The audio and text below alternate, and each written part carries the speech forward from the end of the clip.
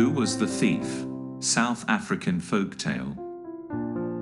Yes, my baasjes, so was Oom Jakhals. He always made as if he forgot all about what he had done, and he made as if he thought all the others forgot too, quick. He is maar so schelm. Here Outa took full advantage of the pinch of snuff he held between his right forefinger and thumb, sneezed with evident enjoyment 2 or 3 times, and continued. When Jakhals thought Hyena was quite well, he went to visit her. It's very dull here in the veld, he said, and food is so scarce, so I'm going to hire myself to a farmer. He'll give me lots to eat and drink, and when I'm nice and fat, I'll come home again. Would you like to go too, brown sister? Hyena smacked her lips when she heard about the nice things to eat. She thought it a very good plan. So they went to a farm, and Jakhals talked so nicely that the farmer hired them both to work for him. It was a beautiful place. Lots of chickens and little ducks, and Afrikaner sheep with large fat tails that could be melted out for soap and candles, and eggs, and doves and pigeons, all things that Jakhals liked. He just felt in his stomach that he was going to have a jolly life. During the day, Jakhals peeped all about, in this corner, in that corner, and he found out where the farmer kept the nice fat that was melted out of the sheep's tails.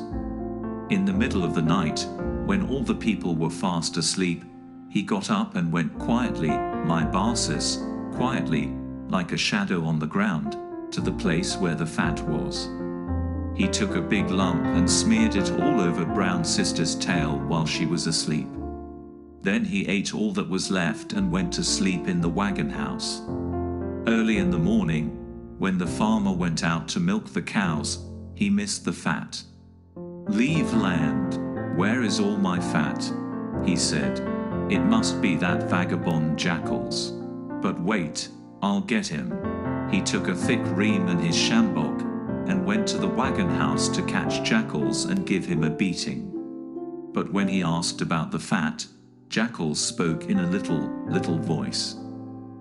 No, baas, would I then do such an ugly thing? And look at my tail. There's no fat on it. The one whose tail is full of fat is the thief." He turned round and waved his tail in the farmer's face, and anyone could easily see that there was no fat on it. "But the fat is gone," said the farmer. "Someone must have stolen it," and he went on hunting in the wagon house.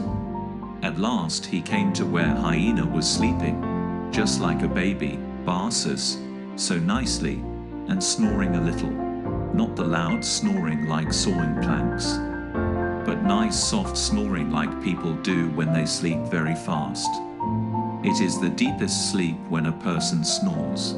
Hyena's head was on some chaff, and her tail was sticking out behind her, stiff with fat.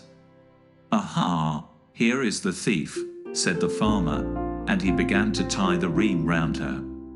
Old brown sister sat up and rubbed her eyes. "What's the matter?"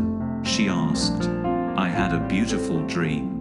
I dreamt I was eating fat the whole night, and so you were, my fat," said the farmer, and he pulled the rope tighter. "And now I'm going to teach you not to steal again." Poor old brown sister jumped about when she found out what he was going to do. She ran round and round the wagon house trying to get away. She called out, and she called out that she did not know about the fat, that she had never tasted it, and had never even seen it. But it was no good. "Look at your tail," said the farmer. "Will you tell me that your tail went by itself and rubbed itself in the fat?" So he tied her to the wagon wheel and beat her and beat her. She was quite sore, and she screamed and screamed, and at last he drove her away from the farm. Poor old brown sister, she didn't even have the fat from her tail to eat, because, baasjes see, with the running round and the beating, it was all rubbed off. But she never went to live on a farm again. The veld was quite good enough for her. "Is that the end, Outa?" asked Willem. "Yes, my baasje, it's a bad end, but Outa can't help it. It does maar end so." And where was Jakhals all the time? Inquired Piety, severely. Jakhals, my baasje, was sitting on the wagon saying his prayers. So, my baasjes. Outa put his crooked hands together and cast his twinkling eyes upwards till only the yellows showed. Berry, berry, blackberry, hold your hands together. And every time Hyena screamed, Jakhals begged her not to steal again, but to try and behave like a good Christian. But Jakhals was the thief, said little Jan, indignantly. He was always the wicked one, and he was never punished. How was that, Outa? A whimsical smile played over the old man's face, and though his eyes danced as wickedly as ever, his voice was sober as he answered. Ark, my little master, how can Outa tell? It is maar so in this old world. It's like the funny thing Baas Willem saw in the Kaap, Cape Town, that runs down a place so quickly that it just runs up on the other side, and then it can't stop, but it has to run down again, and so it keeps on, up and down, up and down. You mean the switchback? Asked Willem. Yes, baasje, Outa means so.